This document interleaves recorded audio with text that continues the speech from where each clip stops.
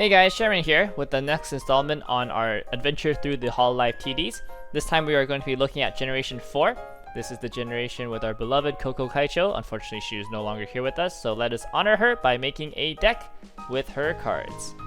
Let's look at the TD cards laid out. Now, first of all, I want to draw attention to the level 0 lineup because we have 20 level 0s that come with this TD. All the other TDs have 18. This is the only TD with 20, and that's because the climaxes in this deck are very special. These are stock soul climaxes that stock a level 1 or lower character from your waiting room, which means we want to have high counts of our level 0s and level 1s.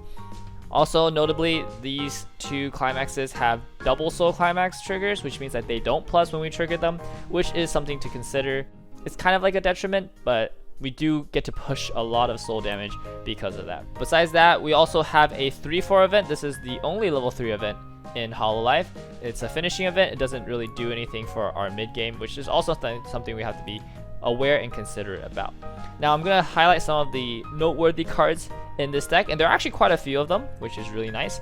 First of all, we have Coco Kaicho right here. She is a 3k cannot side clean cut. Clean cut is a wonderful card in terms of getting advantage. We also have this Watame, which is a climax swap, and when her damage gets cancelled, you can send her to stock. It's one of the better climax swap profiles because you would run this card even without the climax swap just to be able to generate extra stock. The fact that it has a climax swap makes it even better. She can refund the stock that you use for the climax swap effect, and generally speaking, she is just a really strong card.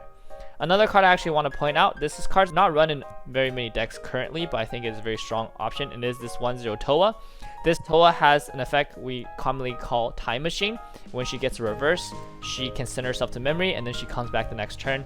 We call it Time Machine because they go to the hyperbolic time chamber in the memory, and then she comes back, generating a +1 at the cost of leaving an open slot on your field. Now, the reason why I really like this Toa is because you can summon her out with the 1-0 Polka from the booster set, and this Toa will be able to swing for 6k. If she gets a reverse, she goes to memory, she comes back, you get a +1. If she doesn't get a reverse, then that's fine. You still get a good summon. But it's a really strong card to summon off of the Polka to get extra advantage. There's more. This 2-1 Luna. She is a level 0 on board, 8500 power. For every other character that attacks before her, she will get up to 2k each. So if she attacks that, she'll be swinging for 12.5 power, and she notably has 2 soul. So she is a 2-1 2 soul beater, and those things are pretty uncommon. Generally speaking, those are pretty uncommon, and they're very strong because generally speaking, if you want to have a 2 soul beater, you need to pay 2 stock for it. So only paying 1 stock for a 2 soul beater is very powerful. So those are the standout cards from this TD. There's quite a few of them, and we definitely want to build around them and utilize them if we can. So let's get straight into the deck upgrades. So the first thing we're going to do is we are going to bump Coco Kaicho up to 4 copies because this is our clean cut and a very powerful way to get advantage at level 0. We are going to unfortunately remove the Luna beaters because these are not really that beneficial in our deck plan. We can still keep the Toa beaters because these are 4k with a marker continuous, and that's a very strong profile to have. And in addition to all this, we are going to add 4 copies of the Watame rock paper scissors-esque effect. Now, this is definitely not because Watame is my favorite Hololive. This card is actually pretty good. Not only does it give you the potential to plus off of your opponent guessing 0, 1, 2, or 3, but also gives you a top check, top, or mill. And that helps set up our waiting room for the 1-0 Luna combo, which does require having cards in the waiting room that you want to salvage. And generally speaking, you can just play this and recycle this ability with a card that we will be playing later. Now, Coco Brainstorm is pretty good because it buffs our Lunas and the Kanatas. However, we will not be playing the Coco Brainstorm in favor of the booster set Toa Brainstorm. Now, I think this Toa Brainstorm is absolutely amazing. Not only does it have a very powerful search brainstorm effect, but it has an alarm that makes it extremely relevant even in the later game. So if she's on the top of your clock at the start of your climax step, you can choose one of your characters and you can give it Twin Drive. Now, Twin Drive is super good to just have always access to because if you trigger a trigger, you can use the Twin Drive to pay out that trigger, so you can keep your stock clean. And in this deck, definitely we want to be able to pay out our triggers, so being able to give our characters Twin Drive so we can pay those out is really good. And so I really think this Toa is strong. We're going to play 4 copies of it. And we're going to keep 4 copies of the, or 2 copies of the Watame because it's really, really good. And we're going to add, to supplement that, 2 copies of this Coco Drop Search that also gets +1 soul when it's in the center slot. Just a very solid card to give us utility, consistency, and also an extra push of damage. At level 1, we are going to keep the Luna combo because it's pretty good. And we are unfortunately going to get rid of the Toa because I think the Toa works really well with the Polka, but we don't have access to the Polka in this deck. And instead, we are going to place 3 copies of this 1-0 Luna. She is also a level 0 on board. We have 2 or more other level 0 characters on the board.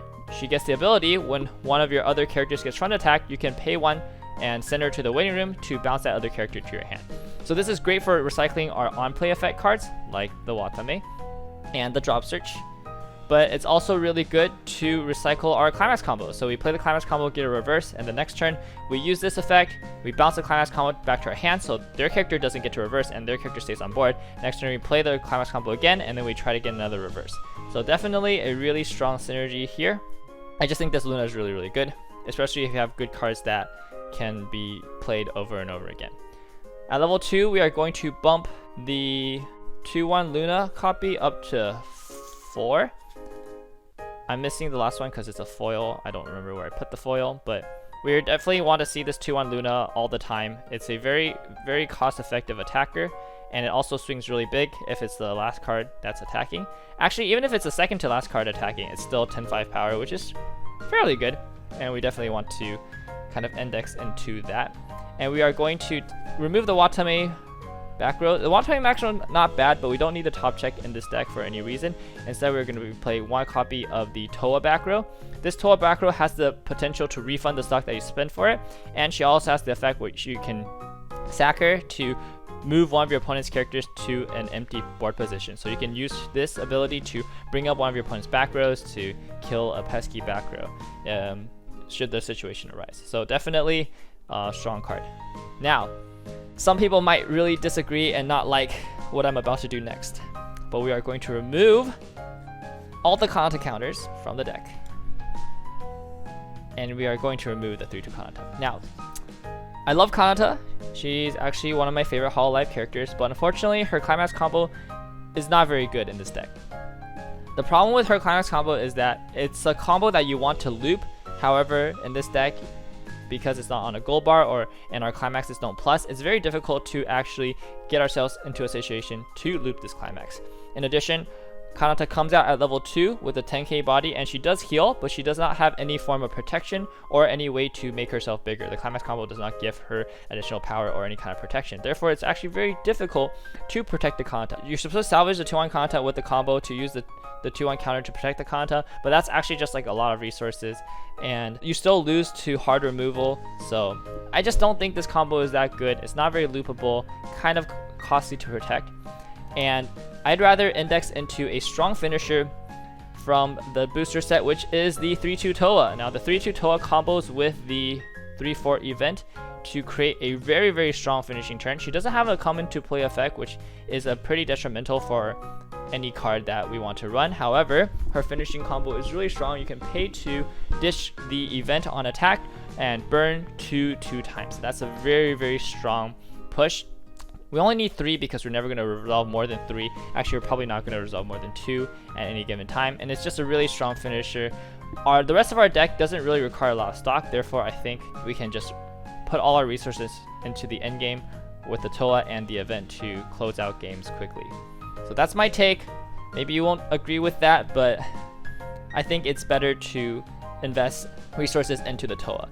As a side benefit of investing resources into the Toa, we can also replace the Kanata Climax with the Toa Climax, which is a plus. It is a gold bar. It will come back to our hand, and we can use some of our other effects to get rid of it to get extra cards. So I definitely like having the gold bar in this deck so that we're not on 8 non-plussing triggers. We're going to replace the 3-2 TD Watames with this booster set Watame. This one comes out at level 2 if you have 4 more other characters, and when she comes out, you can reveal the top card of your deck. And if it is a Hololive character, then you can choose one of your opponent's front row level 3 or lower characters and just yeet it to the bottom of your opponent's deck, hard removing it, disregarding Encore, all that stuff. So it's a great card we can pull out at level 2 to get rid of our opponent's early play and strong board states. and just really give our opponents a hard time. Combined with the Luna, we will have a very strong board presence at level 2.